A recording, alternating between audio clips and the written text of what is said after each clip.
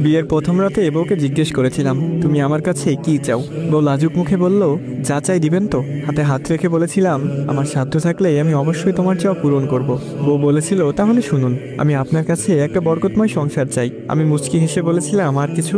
সে বলেছিল, দুজনে মিলে এত আমল করতে চাই যে মৃত্যুর পরেও যেন আমরা একসাথে জান্নাতে থাকার সুযোগ পাই। কারণ আল্লাহ তাআলা পবিত্র কুরআনে বলেছেন, স্বামী স্ত্রী দুজনেই নেককার হলে দুজনেই একই জান্নাতে থাকবে। আপনি নেক আমল করতে রাজি আছেন তো?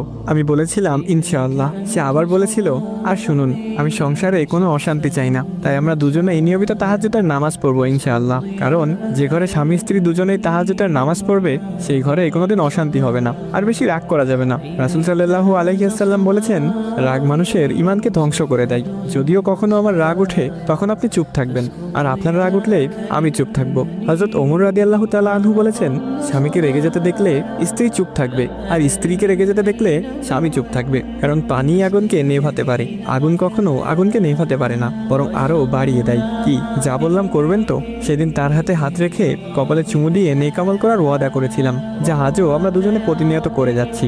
অফিসে বসে এসব ভাবছিলাম, এমন সময় স্যার এসে বেতন দিয়ে গেলেন। প্রতি মাসেই বেতন পেয়ে মা বাবা ভাই বোনের জন্য কিছু কিনে তার জন্যও কিছু কিনে নিয়ে যাই। আজও অফিস থেকে বাড়ি ফেরার পথে তার জন্য একটা নীল শাড়ি, কতগুলো গোলাপ আর বেনি করার জন্য বেলি ফুলের মালা নিয়ে এসেছি। সাথে এনেছি তার পছন্দের কিছু চকলেট, কারণ বাসায় ফেরার পথে স্ত্রীর জন্য কিছু নিয়ে আসা সুন্নাত। বাসার সামনে দাঁড়িয়ে কলিং বেল টিপ দিতেই সে এসে দরজা খুলে দিয়ে আমাকে জড়িয়ে ধরলো। প্রতিদিনই এমনটাই করে সে, তাই আজকেও ব্যতিক্রম না। আমার হাতে এসব কিছু দেখে সে বলল, এত কিছু আনার কি প্রয়োজন ছিল? তোমার হালাল রোজগারে অল্পতেই আমি সন্তুষ্ট। আমি হেসে বললাম, এমনি এমনি তো আর আনিনি। রাসূল সাল্লাল্লাহু আলাইহি ওয়াসাল্লাম বলেছেন, যে স্বামী তার স্ত্রীর জন্য মন খুলে ব্যয় করবে, কিয়ামতের দিন আল্লাহ তাকে পুণ্যে ধনী বানিয়ে দিবে। সে খানিকটা রেগে বলল, হয়েছে, আর বলতে হবে না। এত সব কিছু চাই না আমার শুধু তোমাকে পেলেই চলবে। এখন এসব দিয়ে যাও, ফ্রেশ হয়ে আসো, দুজনে মিলে একসাথে খাবো। খাওয়া দাওয়া শেষে এসে বায়না ধরলো চাঁদ দেখবে। কি আর করার, সে নীল শাড়ি পরেছে, ভেনিতে বেলি ফুল বেড়েছে, ফুলের সুবাস ছড়িয়ে পড়ছে তার মাঝে। আমিও তার পছন্দের নীল পাঞ্জাবি পরে তাকে নিয়ে ছাদে গেলাম পূর্ণিমার চাঁদ দেখতে। হঠাৎ সে এসে বলল, এই আমাকে প্রপোজ করো।